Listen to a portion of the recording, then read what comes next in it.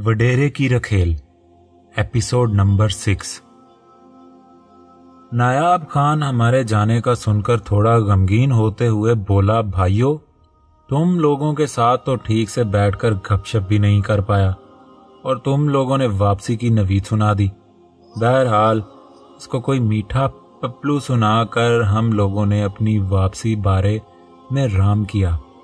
उसके बाद काफी देर गपशप लगाते रहे। अगले दिन सुबह 9 बजे हनीफ खान और सरदार की आमद हुई। उस वक्त नायाब खान किसी काम से बाहर निकला था। नायाब खान को हमने यही बताया था कि 11 बजे हम लोग घर से निकलेंगे, तो वो इससे पहले पहले वापस आने का कहकर किसी जरूरी काम से चला गया। चंद लम्हों बाद मैं और हनीफ आमने सामने बैठे थे। हनीफ के चेहरे पर एक खास किस्म की चमक महसूस करके मैं पूछे बगैर रह न सका, क्या बात है हनीफ, बहुत परजोश लग रहे हो।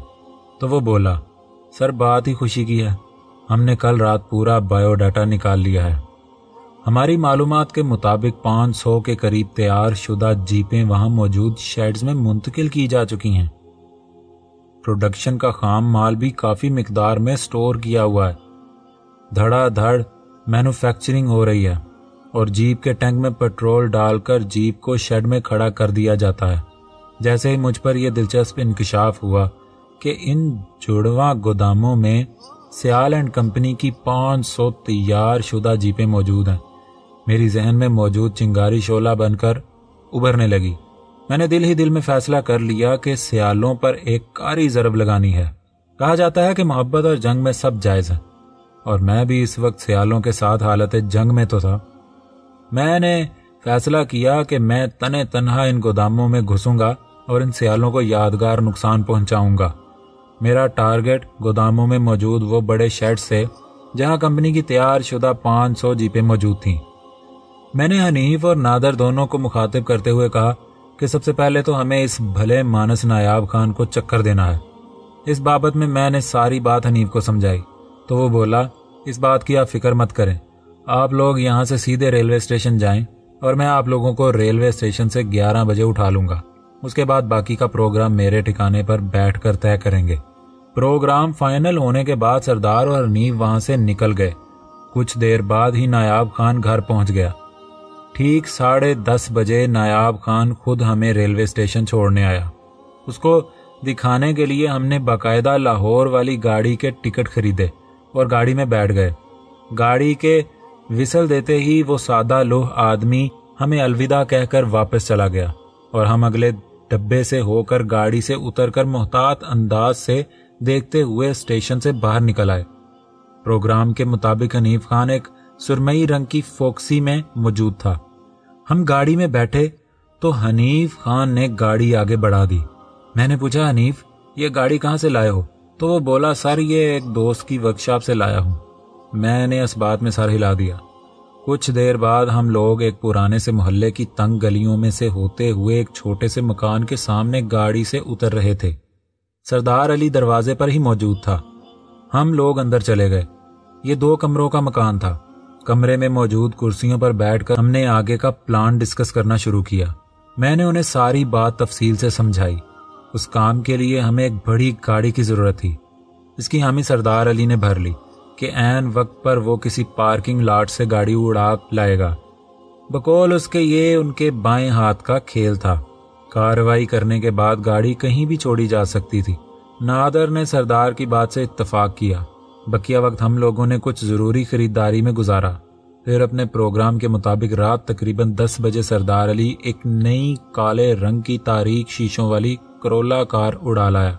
हम चारों उस तारीक शीशों वाली कार में बैठकर वहां से निकले और उस शख्स की कोठी पर पहुंच गए जो कि इन गोदामों का करता धरता था। जी हाँ, मैं जे बारी की बात कर रहा हूँ। मैंने और नादर ने इंतहाई कीमती लिबास ज़ेबे तन किए हुए थे जो कि स्पेशल आज ही इसी मकसद के लिए खरीदे गए थे। असलहे के नाम पर हम दोनों के पास जर्मन ल्यूगर मौजूद थे। हनीफ प्रोग्राम के मुताबिक कोठी से थोड़े फासले पर उतर गया, जबकि सरदार ड्राइवर की हैसियत से ड्राइविंग सीट पर मौजूद रहा।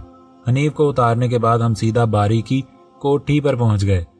हमारी नई नवेली कार देखकर उसके गार्ड्स बड़ी ताजीम से पेश आए। میں نے جے باری کو پیغام بھجوایا کہ میں ایک ابھرتا ہوا صنعتکار ہوں اور کاروباری حوالے سے ہمارا باری صاحب سے ملنا اشد ضروری ہے۔ اسی ضمن میں پہلے سے تیار کردہ ایک فرضی کارڈ بھی اندر بھجوایا۔ تھوڑی سی مدو قدر کے بعد جے باری کے کرندے مجھے اور نادر کو ڈرائنگ روم میں لے گئے۔ ہم لوگ صوفوں پر بیٹھے تھے کہ چند منٹ کے بعد جے باری بھی وہاں پہنچ گیا۔ اس کو آتے دیکھ کر اس کا کارندہ جو ہمیں وہاں لے کر آیا تھا تعظیم دیتے ہوئے واپس چلا گیا۔ جے باری سانولی رنگت اور چست جسم والا 34-35 سالہ شخص تھا۔ اس کے ساتھ ایک جوان سال لڑکی بھی تھی۔ خوش شکل لڑکی نے جذبات بھڑکانے والا ایسا لباس پہن رکھا تھا کہ دیکھتے ہی کوئی بھی اپنے حواس کھو بیٹھے۔ اس کی آنکھوں میں ہلکا سا خمار تھا۔ صاف دکھتا تھا کہ وہ شراب پیتے ہوئے اٹھ کر آئے ہیں۔ لڑکی کو دیکھتے ہی مجھے اندازہ ہو گیا کہ وہ نہایت اونچے درجے کی گاہک پھنسانے والی طوائف ہے۔ میرے دل کا موسم عجیب ہو رہا تھا۔ سیالوں اور ان کے وابستہ کسی بھی فرد کے لیے میرے دل میں رحم کی رمق نہیں تھی۔ اسی وقت کمرے کا دروازہ کھلا اور ایک باوردی ملازم ٹرالی دھکیلتا ہوا اندر داخل ہوا۔ ٹرالی پر شراب کی بوتل اور گلاس رکھے ہوئے تھے۔ ملازم نے ہم سب کے لیے شراب کے جام بنائے اور الٹے قدموں واپس کمرے سے باہر چلا گیا۔ میں نے جے باری سے پوچھا، کیا ہم یہاں پورے تحفظ کے ساتھ بات کر سکتے ہیں؟ دوسرے لفظوں میں میرا مدعا یہ تھا کہ کیا ہماری بات چیت کے درمیان یہ لڑکی یہاں ہی موجود رہے گی؟ جے باری نے کہا، ہاں آپ پورے اعتماد سے بات کر سکتے ہیں، یہ کمرہ ہر طرف سے محفوظ ہے اور جب تک میں نہیں چاہوں گا کوئی ملازم بھی اندر قدم نہیں رکھے گا۔ وہ ہمارے بیش قیمت لباسوں سے خاصا مرعوب نظر آ رہا تھا۔ باری کی بات سن کر میں نے اور نادر نے گہری نگاہوں سے ایک دوسرے کو دیکھا اور ہم دونوں نے سائلنسر لگے لیوگر باہر نکال لیے تو جے باری اور اس کی ساتھی کی آنکھیں حیرت سے پھیل گئیں۔ پہلے تو جے باری نے فٹافٹ اٹھنے کی کوشش کی، پھر گن کا رخ اپنی جانب دے کر جھاگ کی طرح بیٹھ گیا۔ کون ہو تم؟ اس کی آنکھوں میں دنیا جہان کے اندیشے سمٹ آئے۔ میں تمہارا باپ ہوں، میرا نام کمال ہے اور اگر میرا موڈ ہو تو میں بلا وجہ ہی بندہ مار دیا کرتا ہوں۔ میری بات سن کر جے باری کی آنکھوں میں خوف کی لہر ابھر آئی۔ اس نے اپنا شراب کا جام ٹرالی پر رکھا اور خود کو سنبھال کر بولا، میں کسی کمال کو نہیں جانتا، تم جو کوئی بھی ہو میں تمہیں بتا دوں کہ یہاں 6 مسلح گارڈ موجود ہیں، تم کسی بری نیت سے آئے ہو تو یہاں سے بچ کر نہیں جا سکو گے۔ اس دوران نادر اٹھ کر دروازے کے پاس چلا گیا اور دروازہ کور کر لیا، مبادن کوئی آ نہ جائے۔ میں نے ایک سگریٹ سلگا کر ہونٹوں میں دباتے ہوئے کہا، تیرے جیسے نامرد کتوں کی فوج کے سہارے حرامی پن کر سکتے ہیں۔ یہ میرے ہاتھ میں جو گن موجود ہے اس پر بڑا نفیس سائلنسر لگا ہوا ہے، تو میں گولی ماروں گا تو شاید ساتھ والے کمرے میں کسی کو پتہ بھی نہیں چلے گا کہ تمہارے ساتھ کیا ہوا۔ یہ نمونہ دیکھو۔ میں نے گولی چلائی تو ٹھس کی آواز نکلی اور گولی سیدھا لڑکی کی آنکھوں کے بیچوں بیچ ماتھے پر جا لگی اور کھوپڑی کو توڑتی ہوئی پیچھے سے نکل گئی۔ وہ لڑکی باری کے پہلو میں بیٹھی تھی، اس کے منہ سے چیخ بھی نہ نکل سکی۔ وہ ایک دم جھکی اور اوندھے منہ قالین پر گر گئی۔ اس کے خون سے سرخ قالین سرخ تر ہونے لگا۔ جے باری جیسے سکتے کی حالت میں رہ گیا تھا۔ اس کے ہونٹ کامتے رہ گئے مگر آواز ندارت تھی۔ میں نے زہریلے لہجے میں کہا، دیکھا، بالکل بھی آواز نہیں آئی۔ 5-10 سیکنڈز تک قیامت خیز سناٹا جاری رہا۔ کیا چاہتے ہو تم؟ جے باری نے رندے ہوئے گلے سے پوچھا۔ میں تو بہت کچھ چاہتا ہوں، لیکن فی الحال تم بنا چوں چراں کیے میرے ساتھ پوائنٹ 1 کے گوداموں پر چلو گے، جہاں صفدر سیال اینڈ کمپنی کی تیار شدہ جیپیں موجود ہیں۔ اس نے سر گھما کر لڑکی کی طرف دیکھا تو اس کی لاش تھوڑی دیر جنبش کرتی نظر آئی تو پھر ساکت ہو گئی۔ جے باری نے ایک نہایت دہشت زدہ نظر لاش پر ڈالی اور اٹھ کھڑا ہوا۔ میں نے جے باری کو گن دکھا کر اسے نشانہ پر رکھتے ہوئے لیوگر جیب میں ڈال لیا۔ یہاں شاید دوستوں کو مجھ سے اختلاف ہو کہ میں نے بے رحمی سے ایک بے قصور لڑکی کو مار دیا۔ دشمنی کے اس انداز کو یقیناً آپ لوگ غیر اخلاقی قرار دیں گے، لیکن سیالوں نے جس بے رحمی سے میری فیملی کو قتل کیا اور میری معصوم بہن کی عزت لوٹی، اس کو پامال کیا تھا اس نے میرے اندر نفرت کا ایک ایسا الاؤ بھڑکا دیا تھا کہ اب میرے اندر اخلاقی اور غیر اخلاقی کی اہمیت بالکل بھی باقی نہ رہی تھی۔ میں سیالوں کے ساتھ جڑے ہر شخص کو بے رحمی سے ہی قتل کر دینا چاہتا تھا۔ مجھے معلوم تھا کہ اب جو میں کرنے جا رہا ہوں یہ کروڑوں کا نقصان ہوگا، لیکن یہ سب ایک ایسے دشمن کا نقصان تھا جس کا ہر فائدہ اس کی کالی طاقت میں اضافہ کرتا، اور اس کی طاقت میرے جیسے بے ضرر لوگوں کو مجرم بناتی، چھیمو جیسی لڑکیوں کی زندگیاں اجیرن کرتی، راجی جیسی لڑکیوں کو اس کے عیش کدے کی زینت بناتی، میری فیملی جیسے بے قصور لوگوں کا خون پیتی۔ یہ طاقت ایک کالی شکتی تھی، یہ کسی بھی حالت میں ہوتی تو اسے تباہ کرنا میرے نزدیک نیکی ہی ہوتی، بہت بڑی نیکی۔ ٹھیک 1 گھنٹے بعد ہم پوائنٹ 1 میں اس طرح داخل ہو رہے تھے کہ جے باری اپنی شاندار ٹویوٹا جیپ چلا رہا تھا اور میں اس کے پہلو میں اس طرح بیٹھا ہوا تھا کہ لیوگر میرے ہاتھ میں اور اس کی نال باری کی طرف تھی، جبکہ نادر پچھلی سیٹ پر بیٹھا ہوا تھا۔ میں نے کنکھیوں سے بیک مرر میں دیکھا تو حنیف اور سردار گاڑی میں پیچھے پیچھے آتے نظر آئے۔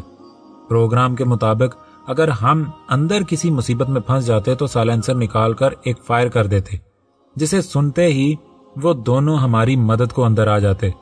پوائنٹ 1 میں داخل ہوتے وقت میں نے کہا، میرا خیال ہے کہ تم مجھے اچھی طرح جان چکے ہو اور ابھی تازہ تازہ میری کارکردگی بھی دیکھ چکے ہو۔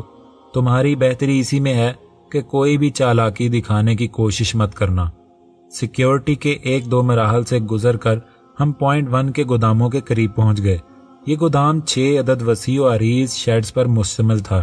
یہاں تیار شدہ جیپیں قطار در قطار پارک کی گئی تھیں۔ جے باری کو ابھی تک کچھ اندازہ نہیں تھا کہ میں کیا کرنے جا رہا ہوں۔